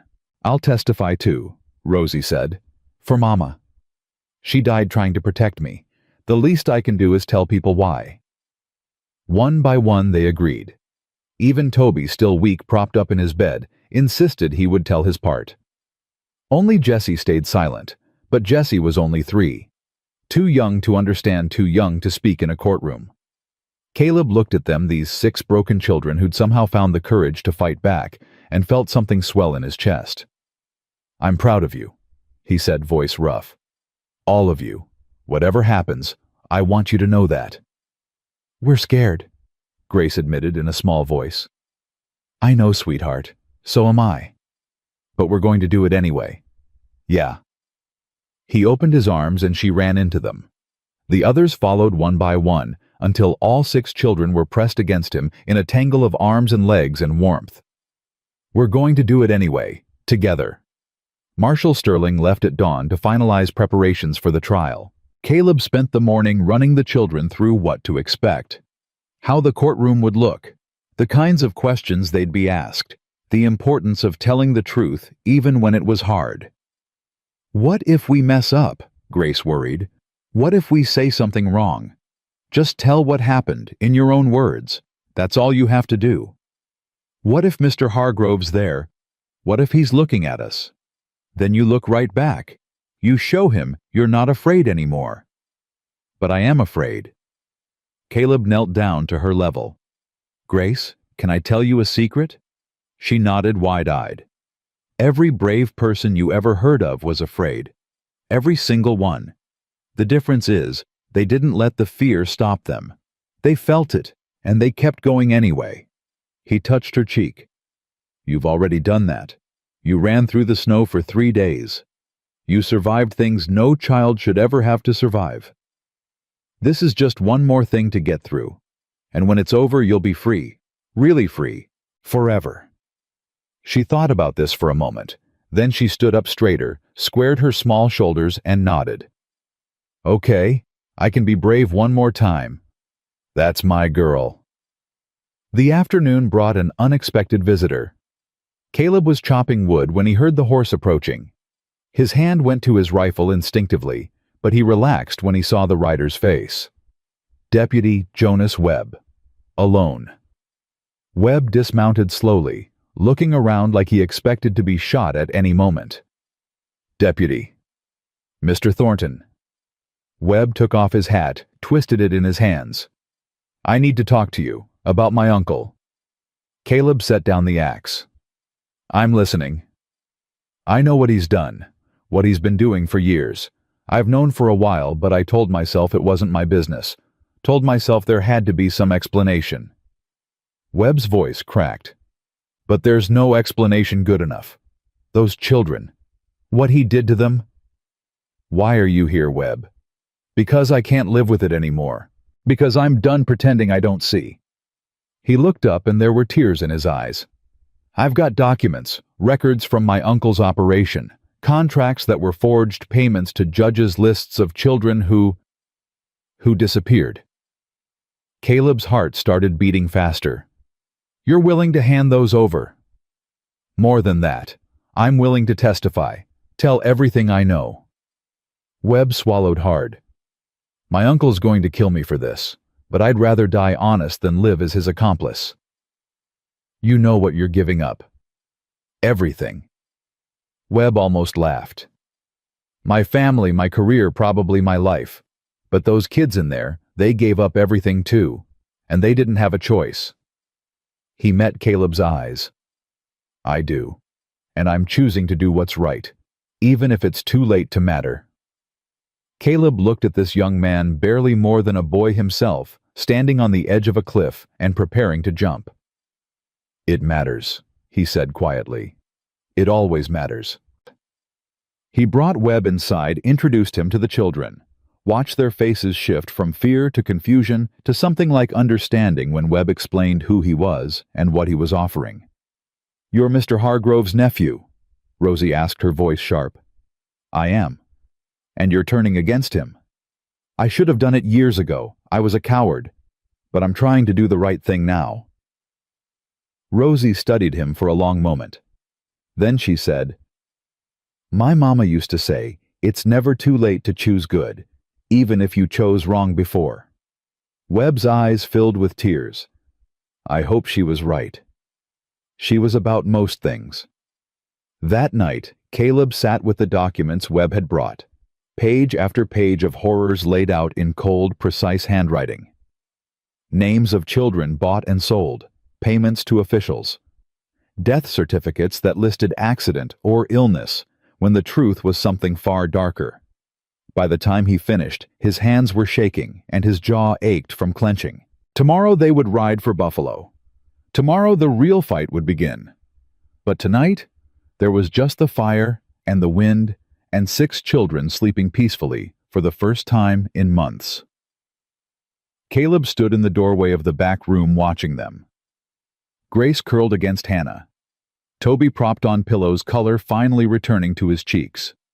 Sam on the floor near the door, still keeping watch, even in sleep. Rosie with Jesse tucked under her arm, protective, even in dreams. His family. That's what they were now.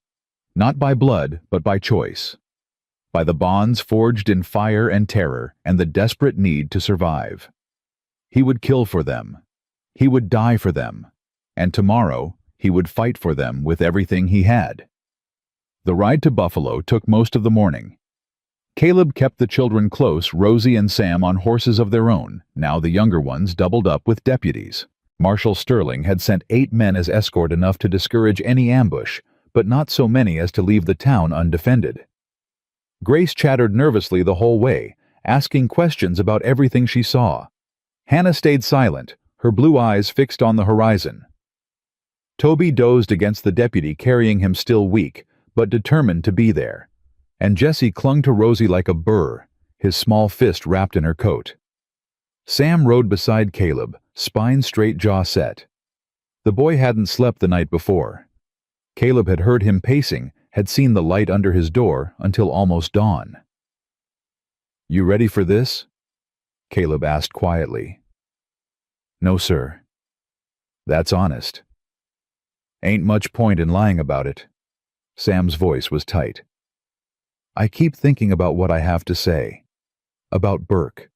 About what he tried to do to Hannah. What I did to stop him." "You did what you had to do." "I know. But saying it out loud in front of all those people..." The boy swallowed hard. "What if they think I'm a monster?" "They won't." "How do you know?" Caleb considered the question. "Because the people who matter, they'll see the truth. They'll see a boy who protected someone he loved. That's not monstrous. That's human." Sam was quiet for a long moment. Then, "I never had anybody call me human before. At the camp we were just numbers, just hands to work the tunnels." "You're more than that. You always were. They just couldn't see it. And you can. Clear as day, son. Clear as day." Buffalo appeared through the trees, just before noon, bigger than Caleb remembered. More buildings, more people, more noise. The kind of town that was growing fast, drawing settlers and businessmen, and all the complications that came with civilization. The courthouse sat at the center of everything, a 2-story brick building with pillars out front and a flag snapping in the cold wind. People had gathered on the steps in the street, pressed against the windows of nearby shops. Word had spread about what was happening today, and it seemed like half the territory had come to watch. Marshal Sterling met them at the edge of town. "Hargrove's already inside, got 4 lawyers with him and about a dozen supporters." The marshal's face was grim. "But we've got the documents Webb brought, and I managed to get Judge Morrison appointed to hear the case. He's from Denver. No connections to Hargrove." "Is that enough?" "Guess we'll find out." They dismounted near the courthouse, and immediately the crowd pressed closer. Caleb heard whispers, saw fingers pointing at the children. "Those are the ones." "So small. How could anyone?" "I heard they worked in the mines, 12 hours a day. Hargrove should hang for what he's done." But there were other voices too, colder ones. "Runaway laborers, nothing more. Man's got legal contracts. Can't just ignore the law. Those children are property. Sad, but that's how it is." Caleb's hand found Rosie's shoulder, steadied her when she started to tremble. "Don't listen to them," he murmured. "They don't know what they're talking about." "Some of them do." Her voice was bitter. "They just don't care." He couldn't argue with that. Inside the courthouse, the air was thick with tension. Rows of benches filled with spectators, all eyes turning, as Caleb led the children down the center aisle. At the front, behind a table piled with papers, sat Silas Hargrove. He looked different from the last time Caleb had seen him. Calmer, more confident. Dressed in an expensive suit with a gold watch chain gleaming at his vest. Like a man who knew he was going to win and was just going through the motions. His eyes found Caleb's across the room, and he smiled. That same cold smile from the ranch. The one that said, "I always get what I want." Then his gaze shifted to the children, and the smile widened. Rosie's hand tightened on Caleb's arm. "That's him," she whispered. "That's the man who killed my mama." "I know, sweetheart. But he can't hurt you here, not in front of all these people." "He hurt her in front of people. Didn't stop him then." Before Caleb could respond, a door opened, and the judge entered. An older man with silver hair and a face that gave nothing away. He took his seat, surveyed the crowded room, and banged his gavel. "This court is now in session. The matter before us is the petition filed by Silas Hargrove for return of contracted laborers currently in the custody of one Caleb Thornton." The judge's voice was flat, procedural. "Mr. Hargrove, you may present your case." Hargrove's lead lawyer stood, smooth, polished with the kind of confidence that came from never losing. "Your Honor, this is a simple matter of contract law. My client entered into legal agreements with the parents or guardians of these 6 children. The contracts are properly executed, properly witnessed, properly filed with the territorial office. They clearly establish my client's rights to the labor of these minors until the terms of service are complete." He held up a stack of papers. "The children in question fled my client's lawful custody without authorization. They were then taken in by Mr. Thornton, who has refused to return them despite repeated requests. This is quite simply theft. We ask the court to order their immediate return." The judge turned to Marshal Sterling. "And the defense?" Sterling stood, his weathered face calm. "Your Honor, we contend that the contracts in question are fraudulent, obtained through coercion, and in some cases signed by individuals who had no legal authority to bind these children. Furthermore, we have evidence that Mr. Hargrove's operation has engaged in systematic abuse exploitation, and in at least one case murder."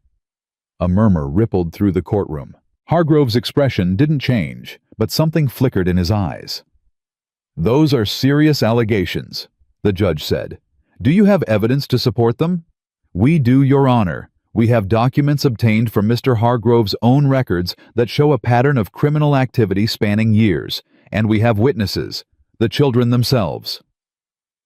Hargrove's lawyer shot to his feet. "Your Honor, the testimony of children, especially traumatized children who have been influenced by Mr. Thornton, cannot be considered reliable." "That's for the court to determine." The judge's voice was sharp. "Marshal, you may call your first witness." Sterling turned to the benches where the children sat. "We call Rosalie Brennan." Rosie stood slowly. Her face was pale, her hands trembling, but her eyes were fierce. She walked to the witness stand, climbed up into the chair, and faced the room. Caleb wanted to go to her to stand beside her, but he knew he couldn't. This was her fight now. All he could do was watch and pray. "Rosalie," Sterling began gently, "can you tell the court your full name and age?" "Rosalie May Brennan. I'm 7 years old." "And can you tell us how you came to be at Mr. Hargrove's camp?" Rosie took a shaky breath. "My mama and me, we went there for work. She was a cook. After my papa died in the mines, we didn't have nowhere else to go." "What happened when you arrived?" "At first it seemed okay. Mama worked in the kitchen and I helped her, but then Mr. Hargrove started—" She stopped, her voice catching. "Take your time." "He started looking at me, talking about me to his men, saying things like how pretty I was, how I'd bring a good price." Her small hands gripped the arms of the chair. "Mama heard him. She got scared, tried to leave." "What happened when she tried to leave?" "Mr. Hargrove said we owed him money, for food and shelter and such. Said the only way to pay it off was for Mama to sign a contract. Give me to him." "And did your mother sign—" "No, sir." Rosie's voice cracked. "She said she'd die first." The courtroom had gone completely silent, every eye fixed on this small, fierce girl with her dead mother's courage. "What happened then, Rosalie?" "He beat her, made me watch, said it was a lesson about what happens when people say no to him." Tears were streaming down her face now, but she didn't stop.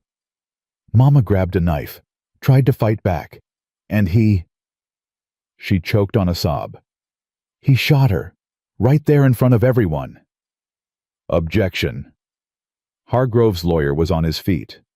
This is hearsay. The child is traumatized and unreliable. Overruled. The judge's voice was ice. Continue, Marshal.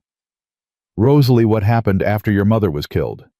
She told me to run. Last thing she ever said. So I ran, found the other kids along the way.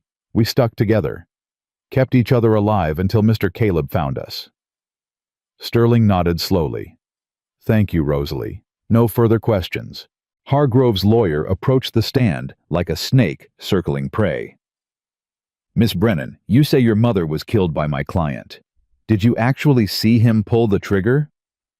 Rosie's chin lifted. I saw him holding the gun. I saw the smoke. I saw Mama fall. But you didn't see the actual shot being fired. I saw enough. You saw what you thought you saw. A traumatized child in a chaotic situation watching her mother die. Is it possible you're mistaken about who fired? No, sir, it ain't possible. How can you be so certain? Rosie's eyes locked onto Hargrove, who sat watching with that cold, calm expression. Because he smiled. Right after. He looked at me, and he smiled. Like killing Mama was funny to him. Another murmur through the courtroom. Someone in the back started crying. The lawyer pressed on, but Rosie didn't waver. She answered every question with the same fierce certainty, refusing to be confused or intimidated or broken.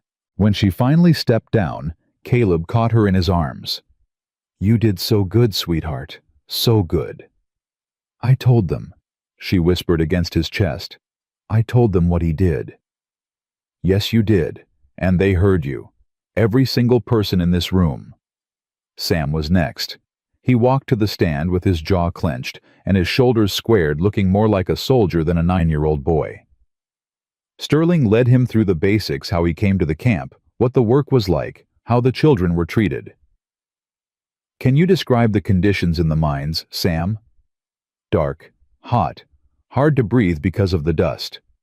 We worked 12 hours a day, sometimes more. If we slowed down, they beat us. If we got sick, they left us in the tunnels until we either got better or... He stopped.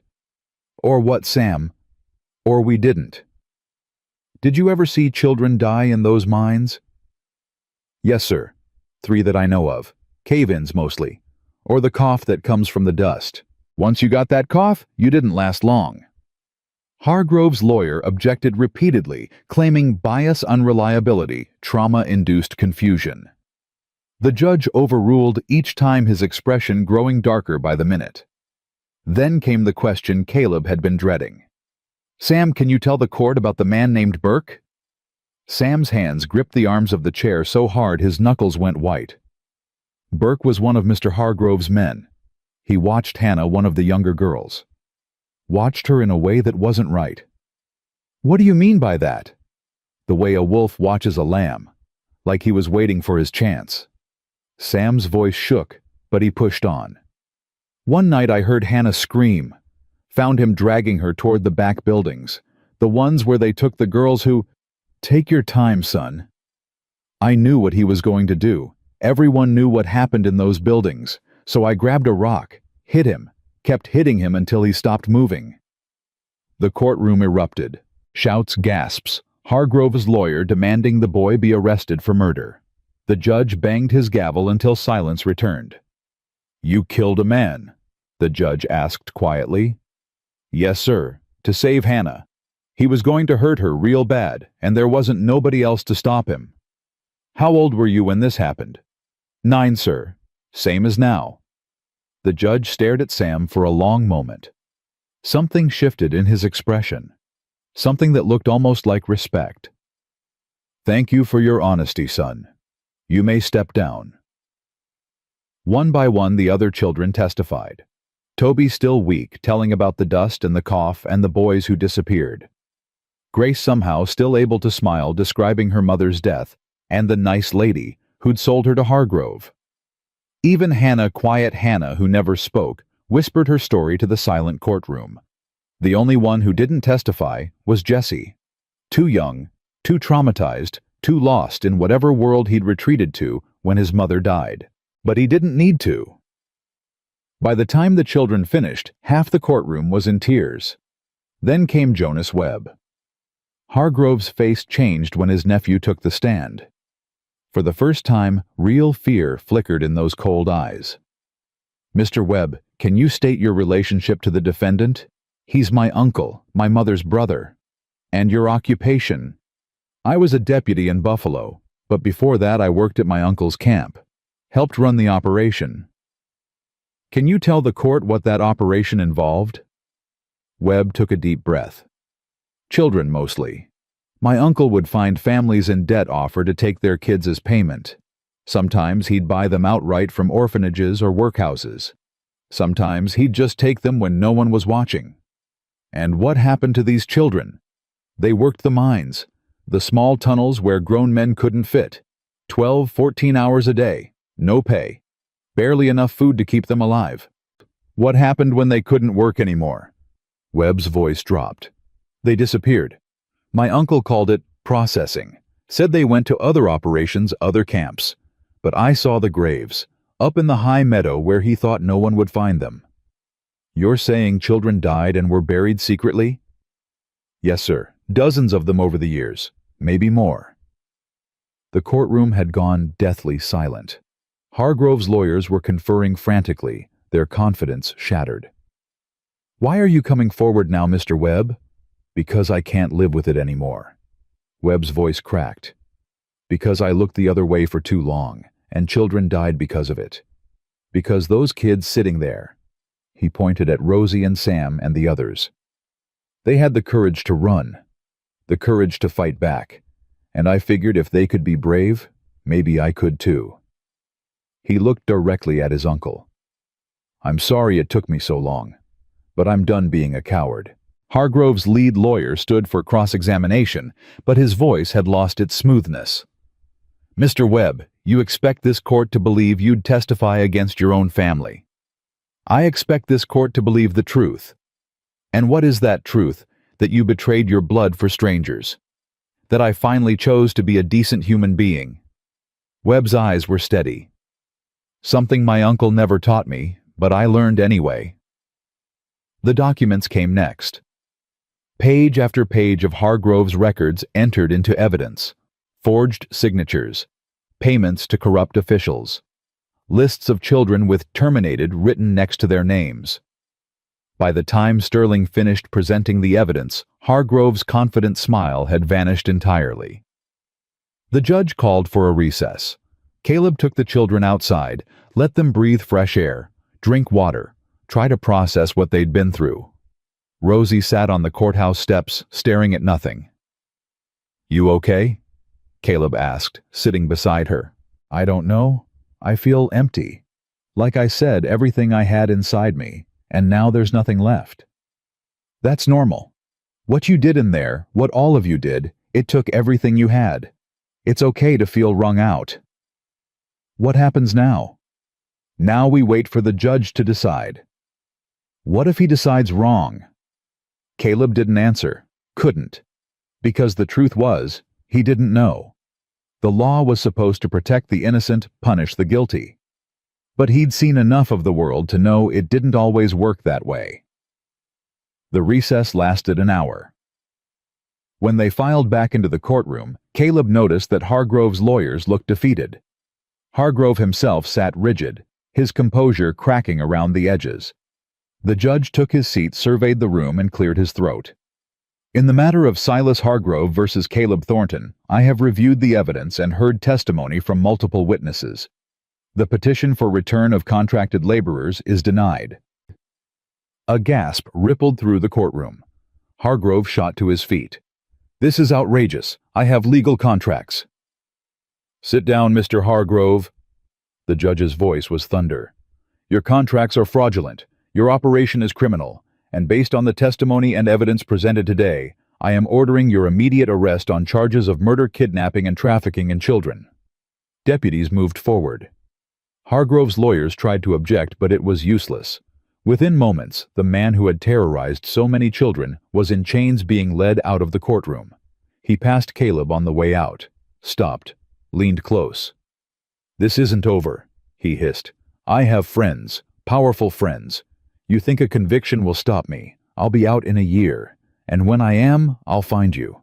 I'll find those children, and I'll make you all pay." Caleb met his eyes without flinching. "You can try, but you'll have to go through me first, and I ain't as easy to kill as you might think." The deputies pulled Hargrove away. The courtroom erupted in cheers in tears in the chaotic release of tension too long contained.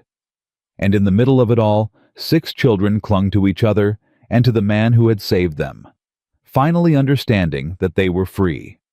Really, truly, completely free. The weeks after the trial passed like water finding its way downhill, slow at first, then faster, then settling into a rhythm that felt almost natural. Caleb filed the custody papers on a Tuesday morning, standing in the territorial office, with his hat in his hands and his heart in his throat. The clerk, a gray-haired woman with spectacles perched on her nose, looked at the forms, and then looked at him. 6 children. Mr. Thornton. All at once. Yes, ma'am. That's quite an undertaking for a man on his own. I reckon it is. She studied him for a long moment, then smiled. Those are lucky children. I can tell just by looking at you. I'm the lucky one, ma'am. They saved my life as much as I saved theirs. The papers went through without a hitch. Marshal Sterling had made sure of that, pulling every string he had to smooth the process. By the end of the month, it was official. Rosalie, Samuel, Hannah, Tobias, Grace, and Jesse were legally Caleb Thornton's children. His family. The word still felt strange on his tongue, like a language he'd forgotten how to speak. But every day, it got a little easier. Rosie was the first to call him Papa.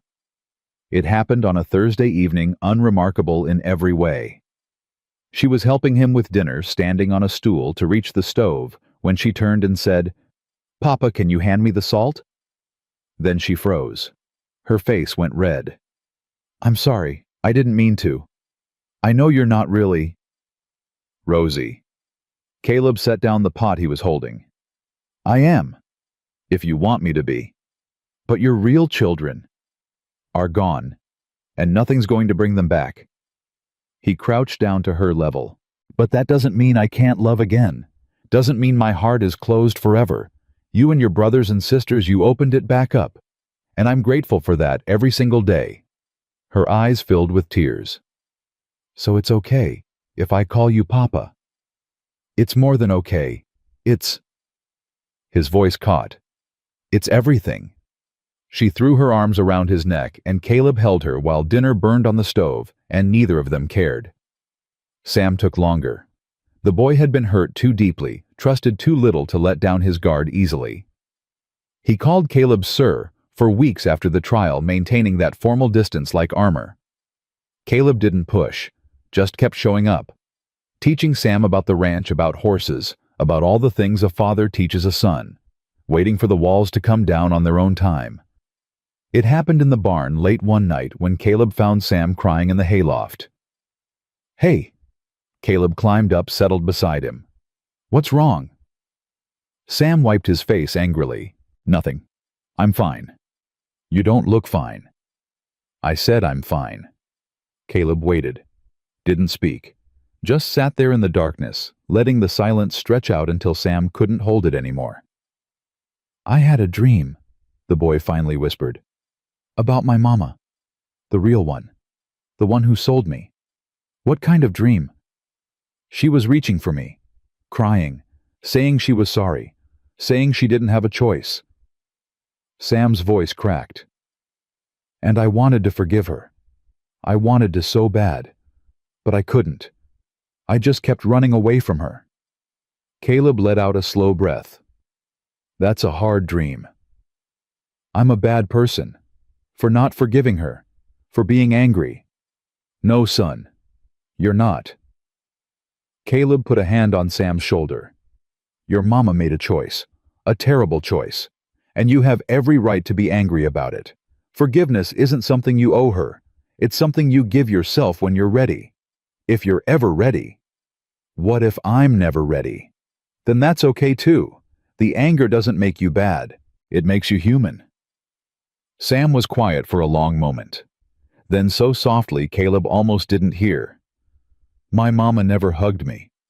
Not once that I remember. Come here. And Caleb pulled the boy into his arms, held him while he sobbed, rocking gently like he'd done with Benjamin a lifetime ago. Sam clung to him with desperate strength, and somewhere in that moment the walls finally came down. I want to call you Pa, Sam said through his tears. Is that okay? That's more than okay, son. That's perfect.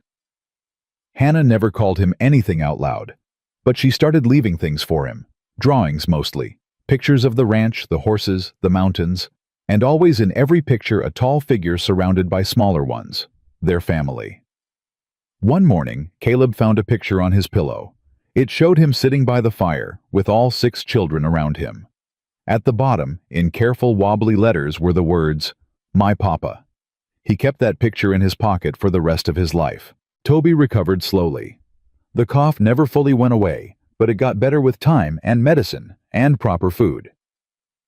The doctor came out once a month to check on him, always leaving with the same prognosis: the boy would never be strong, but he would live.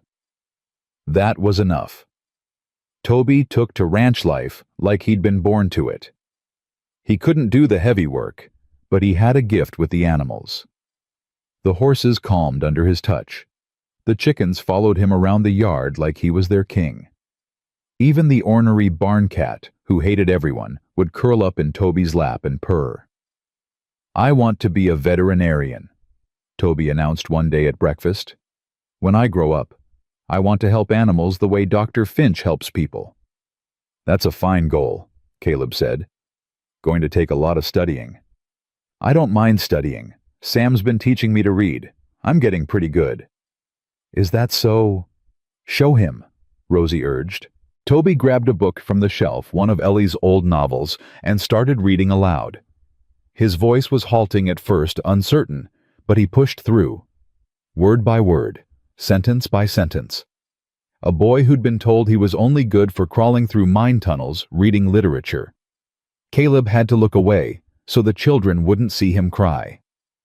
Grace remained Grace, sunshine despite everything, the child who sang to chickens and believed in angels and refused to let the darkness of her past dim the brightness of her soul.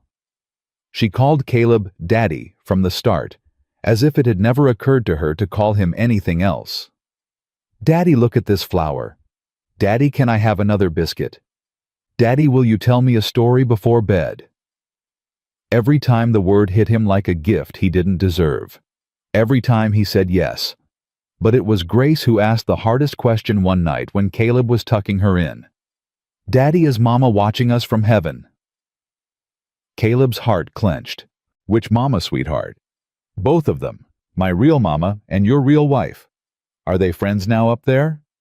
He thought about Ellie, about Grace's mother, who died in a laudanum haze, about all the pain and love and loss that had brought them to this moment. I think they are, he said finally. I think they're looking down at us right now, real proud of how we've put ourselves back together. Grace smiled. I like that. I'm going to dream about them tonight. You do that, sweetheart. You dream about all the people who love you. That's a lot of people now. Yes, it is. Jesse was the mystery. The youngest child, barely 3 years old, hadn't spoken a word since his mother died. He followed Rosie everywhere, clutching his ragged blanket, watching the world with enormous brown eyes that seemed to hold too much knowledge for someone so small. Caleb didn't push, didn't demand, just made sure Jesse always had food in his belly and a safe place to sleep and someone to hold him when the nightmares came. And then one spring morning, Jesse spoke. They were sitting on the porch, watching the sun rise over the mountains. Jesse was in Caleb's lap, wrapped in that blanket, when he suddenly looked up. Papa. Caleb's heart stopped. What did you say?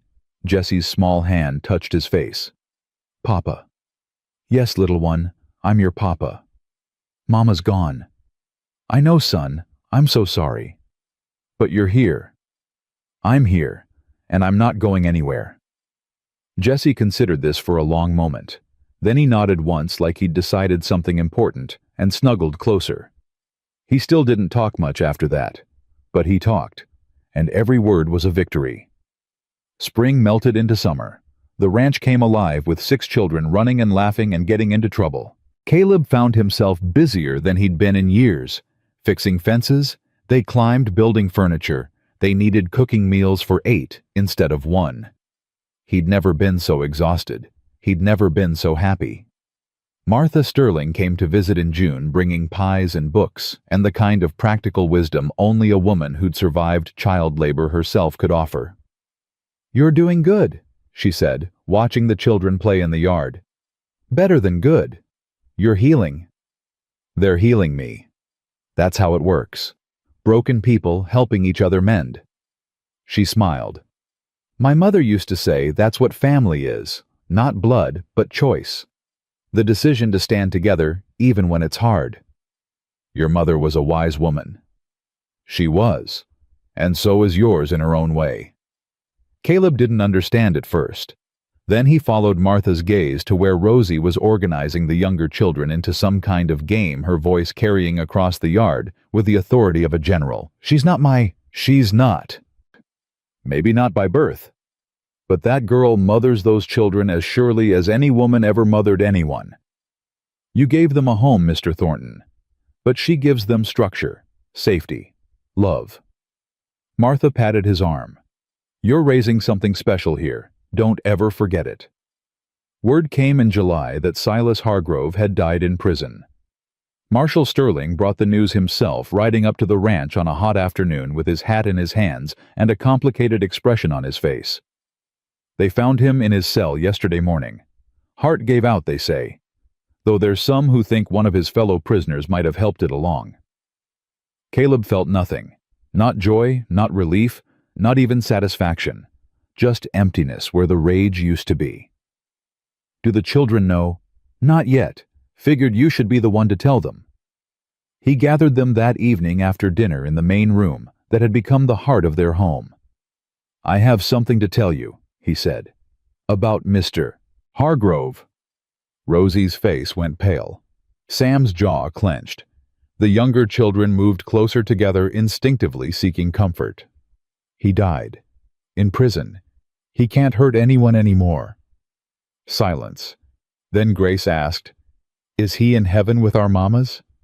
No, sweetheart. I don't reckon he is. Good. Her voice was fierce. He doesn't deserve to be where they are. No, he doesn't. Rosie stood, slowly walked to the window, stared out at the mountains.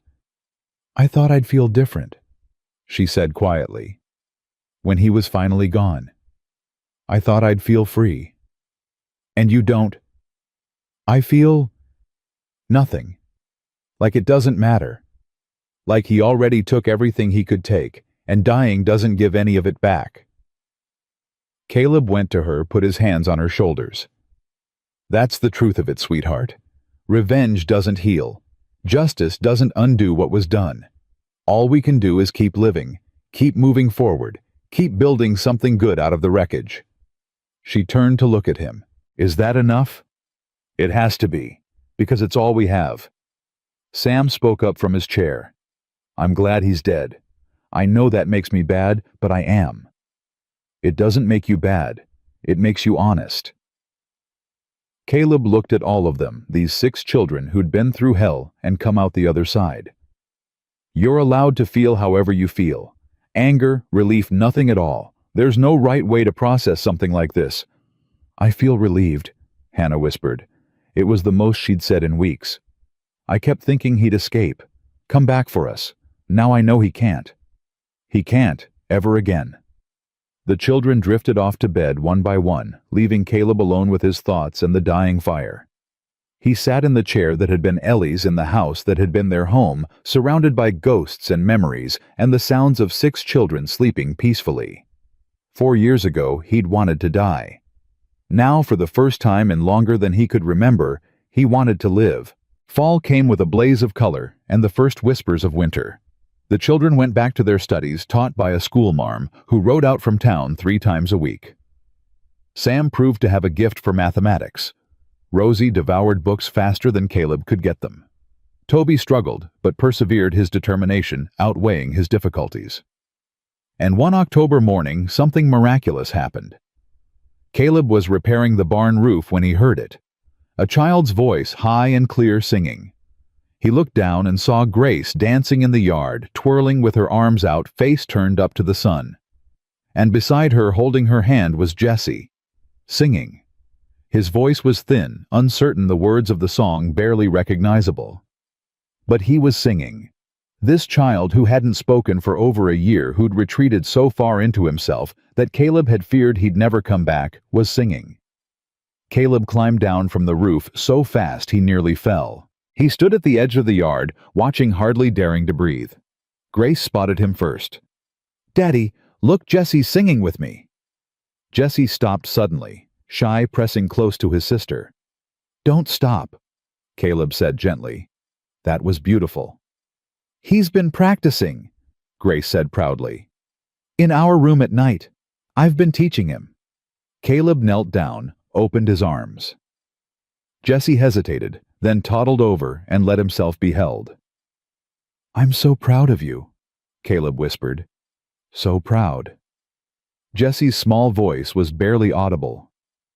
"Love you, Papa." "I love you too, son. More than you'll ever know." The first anniversary of finding the children came in December. Caleb didn't make a big deal of it, didn't want to dredge up the trauma of that terrible day. But the children remembered anyway.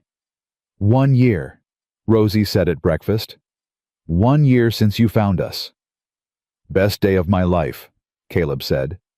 "Even if I didn't know it at the time." "Mine too." She reached over, took his hand. "Thank you. For stopping. For not just riding past."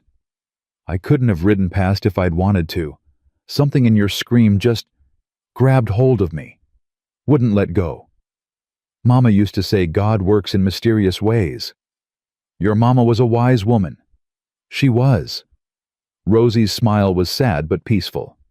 "I miss her every day, but I think she'd be happy, knowing we found you, knowing we're safe."